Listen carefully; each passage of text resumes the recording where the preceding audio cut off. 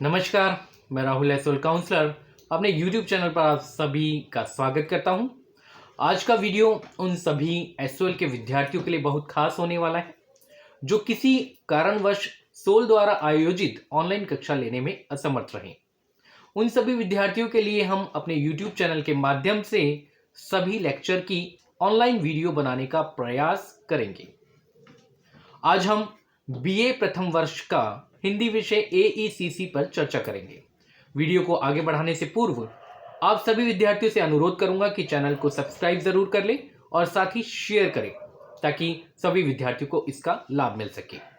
तो आज हम हिंदी भाषा और संप्रेषण पर चर्चा करने जा रहे हैं। हिंदी भाषा और संप्रेषण के अंतर्गत आज हम इस संप्रेषण का अर्थ, संप्रेषण की अवधारणा, संप्रेषण की परिभाषा, संप्रेषण के महत्व पर चर्चा करेंगे। संप्रेषण क्या है? संचार या संप्रेषण का अर्थ क्या है? तो संप्रेषण जो है, सम और प्रेषण दो शब्दों से मिलकर बना है।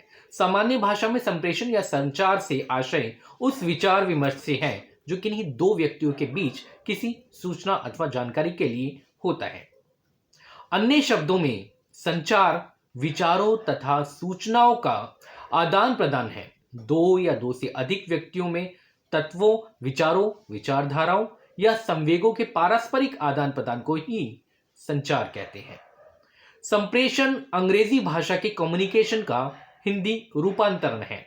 यह लैटिन भाषा के कम्युनिको से बना है जिसका अर्थ है आपस में बांटना या किसी वस्तु में साझा करना हिस्सा। अतः संप्रेषण दो तरफा प्रतिक्रिया है। मानव विकास यात्रा के साथ साथ संप्रेषण का स्वरूप व प्रकार बदलता गया। व्यक्ति असीमित आवश्यकताओं ने संप्रेषण की अवधारणा को जन्म दिया। प्राचीन सूचना संप्रेषण माध्यमों लकड़ी व पत्तों के प्रयोग से लेकर भाषा, लिपि, प्रिंटिंग प्रेस, रेडियो, फिल्म, दूरभाष, टेलीविजन, सैटेलाइट या उपग्रह, इंटरनेट, मोबाइल तक का सफर मानव की असीमित आवश्यकता का ही परिणाम है। संप्रेषण की परिभाषा पर हम बात कर लेते हैं। भिन्न भिन्न विद्वानों ने अपने अनुसार अलग अलग परिभाषाएं प्रस्तुत की हैं। यदि इन सभी विद्वानों की परिभाषाओं का निष्कर्ष निकाला जाए तो स्पष्ट है कि संप्रेषण की सूचनाओं का आदान प्रदान एक सतत प्रक्रिया है जिसके अंतर्गत सूचनाग्राही उसी प्रकार से समझे जैसा कि संप्रेषक उसे समझाना चाहता है। अर्थात संप्रेषण का उद्देश्य सूचनानुसार कार्यवाही करना है जिसके साथ ही साथ संप्रेषण के अंतर्गत सूचना आदान प्रदान करते समय विचारों में भावनाओं का समावेश होना अनिवार्य है। संप्रेषण प्रक्रिया के प्रमुख तत्वों पर चर्चा कर लेते हैं। संप्रेषण प्रक्रिया के जो प्रमुख तत्व हैं वे कौन कौन से होते हैं? सबसे पहला प्रमुख तत्व इसका प्रेषक होता है। इसे हम सेंडर भी कहते हैं, जो अपने विचारों को प्राप्तकर्ता के पास भेजता है। संदेश इसका दूसरा तत्व है। विचार, सूचना आदि ये होता है। तीसरा जो इसका तत्व है वह होता है माध्यम, संदेश को प्राप्तकर्ता के बाद पास भेजने का जो माध्यम होता है। और चौथा जो प्रमुख तत्व है संदेश प्राप्त करता है, यानी जो प्रेषक के संप्रेषण को प्राप्त करता है। संप्रेषक एक ऐसी प्रक्रिया है जिसके अंतर्गत संदेश को एक व्यक्ति से दूसरे व्यक्ति तक पहुंचाया जाता है। इसके बाद प्रतिपुष्टि होती है, ये इसका अगला जो है बिंदु है। और अंत में होता है एनकोडिंग। यह सूचना को विचार चिन्हों जैसे शब्दों, चित्रों आदि में बदलने की प्रक्रिया होता है।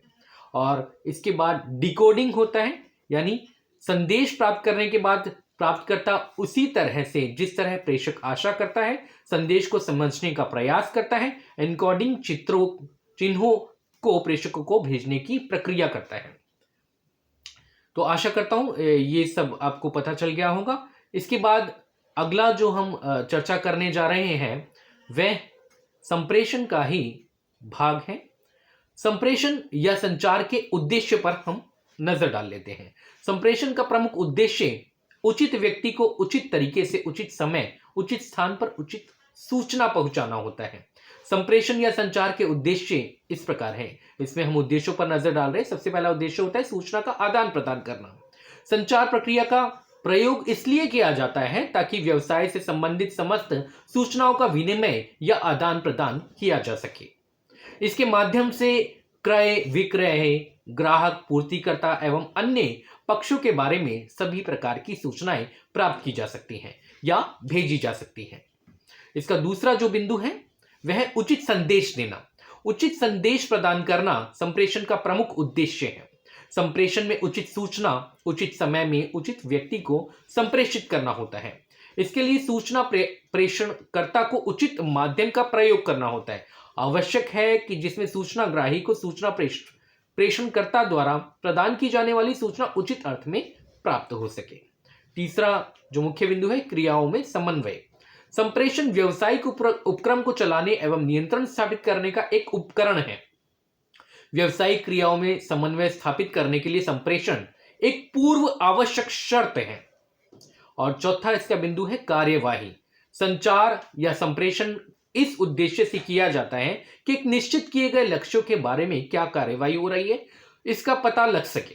इसी कारण प्रबंधक समय समय पर कई प्रकार के विवरण मंगवाते हैं ताकि यह तय किया जा सके कि प्रत्येक स्तर पर कार्यवाही हो रही है। और अगला इसका जो उद्देश्य होता है वह है निष्पादन। संचार के माध्यम से वास्तव में किए गए कार्य की प्रगति का मूल्यांकन हो। अगर कोई कमी हो तो इसे सुधारा जा सकता है। यदि किसी स्थान पर कोई कार्य नहीं हो रहा है तो उचित कार्यवाही की जा सकती है। इसके साथ ही अगला जो बिंदु है वह क्रियाओं में समन्वय करना। संप्रेषण व्यवसाय को संचालित व नियंत्रित करने वालों के लिए व्यवसाय की क्रियाओं में समन्वय स्थापित करने का एक यंत्र है। समन्वय के लिए संप्रेषण एक पूर्व आवश्यक शर्त है। भ्रमों को हटाना इसका अगला उद्देश्य है। सूचना विभिन्न स्तरों से होकर गुजरती है और विभिन्न व्यक्ति अपनी रुचि के अनुसार उसका विश्लेषण करते हैं, जिससे भ्रम व गलतफहमी उत्पन्न होती है। भ्रम संप्रेषण प्रक्रिया का सबसे बड़ा शत्रु है। इसका अगला जो उद्देश्य है संप्रेषण का वह है नीतियों को लागू करना।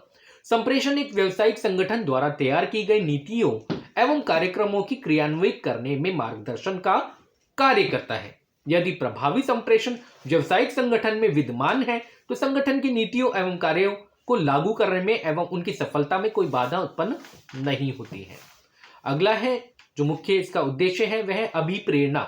कर्मचारियों को कार्य के लिए प्रोत्साहित करने हेतु उन्हें सभी प्रकार की आवश्यक जानकारी देना आवश्यक है कि यह कार्य संप्रेषण की सहायता से किया जाता है। अगर कर्मचारी को इस बात का पूर्ण ज्ञान हो कि अच्छा कार्य करने पर उनकी तरक्की होगी एवं पारितोषिक प्राप्त होगा अथवा बोनस मिलेगा तो निश्चित रूप से अच्छी तरह से ही कार्य किए जाएंगे। तो अभी तक हम संप्रेषण पर चर्चा कर रहे थे। संप्रेषण का अर्थ हमने जाना, संप्रेषण की अवधारणा, संप्रेषण के तत्व। आशा करता हूं कि मेरे द्वारा जो लेक्चर दिया गया आपको इससे पूरी जानकारी प्राप्त हुई होगी।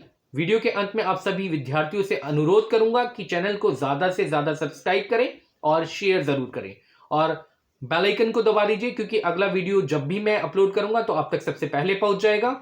और यदि आपके मन में कोई प्रश्न हो तो आप कमेंट बॉक्स में अपना प्रश्न पूछ सकते हैं। मैं आपको आपके प्रश्नों का उत्तर देने का पूरा प्रयास करूंगा। और साथ ही एक बात और मैं आपको कहना चाहूंगा कि जो भी लेक्चर मैं यहां पर उपलब्ध करवाऊंगा उसका PDF देने की भी आपको पूरी कोशिश करूंगा। तो इसी के साथ मैं आपसे विदा लेता हूं। धन्यवाद। जय हिंद, जय भारत।